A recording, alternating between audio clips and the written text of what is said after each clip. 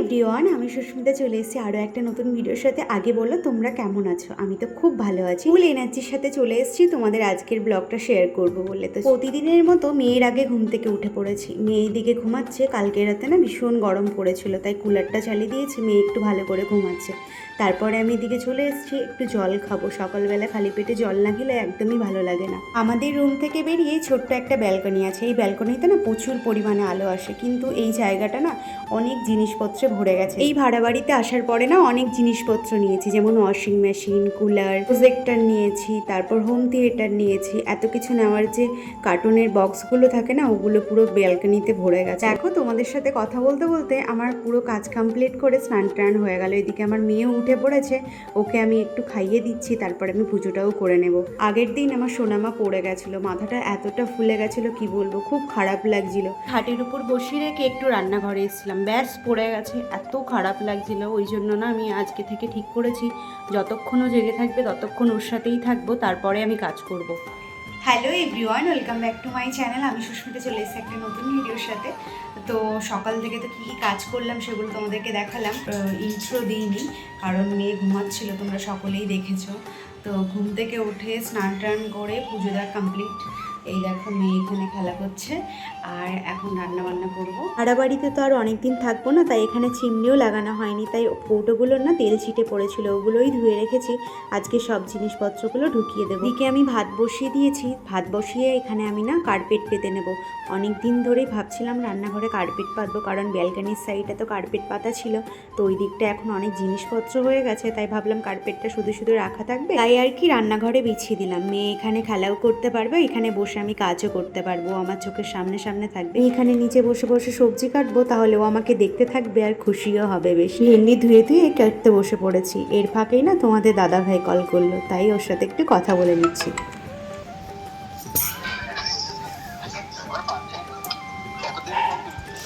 পড়ে যাবে, এদিকে চলে। খাওয়া দাওয়া করলে? হঠাৎ সিঙ্গারা?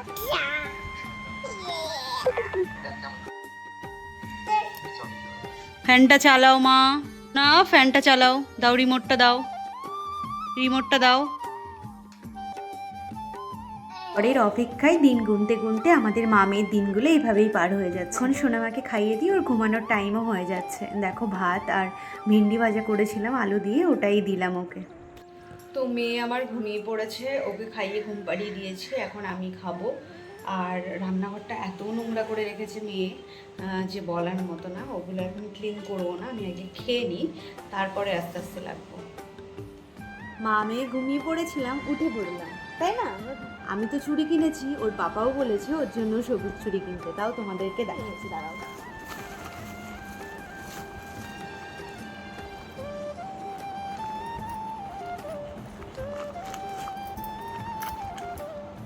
এই যাচ্ছে আমার, একটু লালও নিয়েছে, এই যাচ্ছে আমার চুড়ি।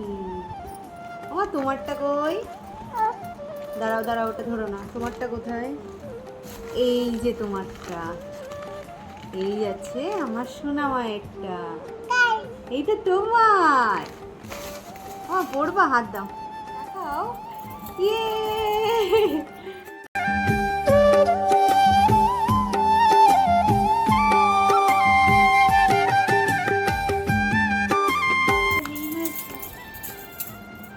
আমার সোনা কত সুন্দর চুড়ি।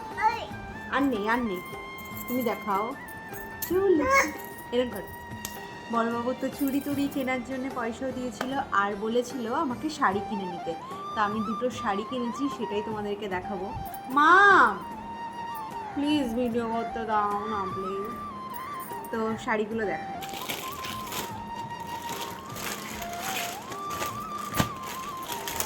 এই যে দুটো শাড়ি। আমি সুতির শাড়ি নিয়েছি, আমি সুতির শাড়ি অত নেই। ও বলেছিল একটু হেভি টাইপের শাড়ি কিনতে, কিন্তু আমার সুতির শাড়ি অত নেই, তাই ভাবলাম সুতির শাড়িই কিনে নিই। আর এই প্রিন্টগুলো না আমার খুবই ভালো লাগে, ওই জন্য এগুলোই নিয়েছে। আর এত সুন্দর কোয়ালিটি কি বলবো তোমাদেরকে। মার খাবে, দেবে না ওখানে হাত।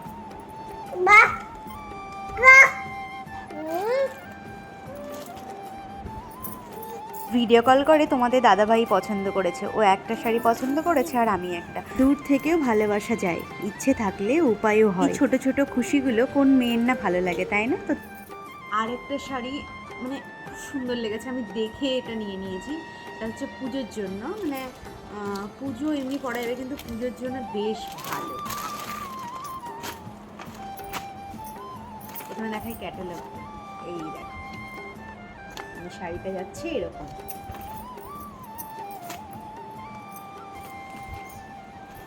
দেখো কতটা সুন্দর, তাই না? বলো সুন্দর না?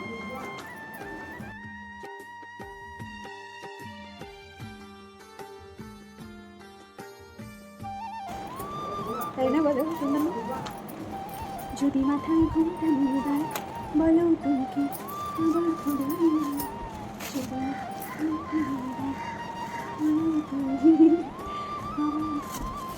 ঢং টং করে রেডি হয়ে চলে গেছিলাম বাজারে। সবজি ছিল না, আর পুজোর জন্য কিছু জিনিসপত্র নেব, ফল ডল নেবো ওই জন্য।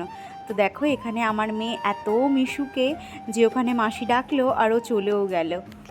তো গেছিলাম বাজার করতে, এইমাত্র বাজার নিয়ে আসলাম। পুজো কালকে যেহেতু, ওর জন্য পুজোর জন্য কিছু জিনিস আর ফুল, আকন্দর মালা, তারপর সবজি বাড়িতে একদমই ছিল না, ওগুলো নিয়েছি। তারপর ফল ডল নিয়েছি, অনেক কিছু নিয়েছি। তো চলে এসেছি, তোমাদেরকে দেখাবো আমি কি কি নিয়েছি। এক হাতে শোনো, আর এত জিনিসপত্র নিয়ে আমি না একদমই আসতে পারছিলাম না। খুব কষ্ট করে এসেছি, ভাবলাম মেয়েকে কিছু কিনে দেবো, কিন্তু কিনে দেওয়াই হলো না। এই ফল ডল নিয়েছি, ও আঙুর ফল পেতে তো পছন্দ করে, ওটাই ওর জন্য নেওয়া, আর কিছু নিতে পারলাম না। যাই হোক, বাড়ি চলে এসেছি। বাড়ি আসার পরে না সোনা ওইদিকে খেলছে, আর আমি এগুলো এক এক করে গুছিয়ে নেব। দিনের বেলা যে কৌটোগুলো ধুয়ে রেখেছিলাম ওগুলোই সব কিছু ভরে দিয়েছি, এখন জায়গাটা একটু ভরা ভরা লাগছে। আজকের মতো টাটা। তো আশা করি ভিডিওটা তোমাদের ভালো লেগেছে, কমেন্ট করে জানিয়ে যেও কিন্তু।